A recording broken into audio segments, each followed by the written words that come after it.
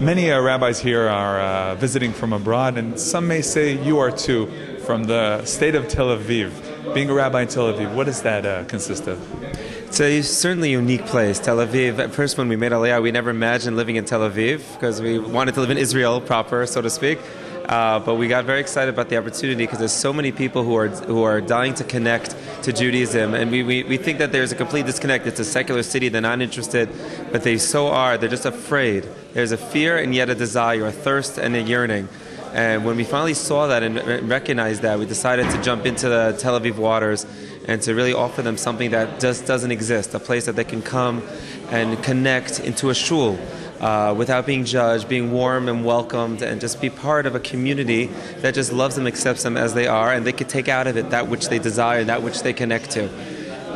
Do you sometimes feel that because it's so-called such a secular city, then that even makes the thirst bigger? I think that people come to Tel Aviv because they want individuality, they want anonymity, they don't want anyone judging them or forcing them to be any particular way, and the diversity allows that, and the city life allows that as well. It does have the Sin City reputation, but I think people more than that realize that they're lonely, realize that there's something more. I think they went out to India and to Thailand and experienced some kind of spiritual feeling and sense, came back and just lived the life of materialism and felt some emptiness. Now, you're raising a family there as well.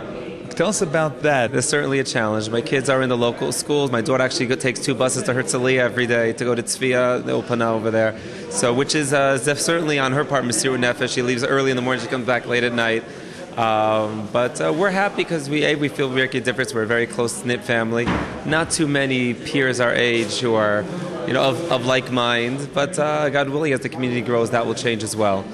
Now, you're here meeting with rabbis from all over the world. Do you feel there's anything common to talk about, or it's really every single place with its own challenges?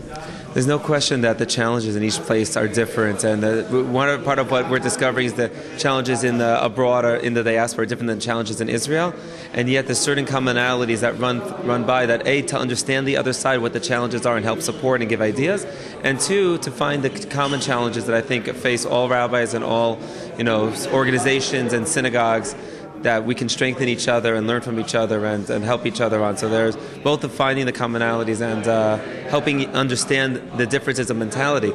And that's finding, as me as an Anglo rabbi in an Israeli synagogue, drawing both a tourist crowd and Oleg crowd and an Israeli crowd, I'm dealing with that in one place. Now, you're there with the religious Zionist flag, of course, and there are many Kiruv organizations, people from all different sectors of religious life who are also even in Tel Aviv.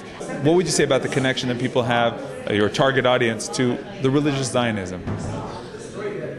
Zionism in general in Tel Aviv is something that needs strengthening. As part of the founding the shul, I also founded an organization called Mitzion, the Institute of Zionism and Jewish Heritage.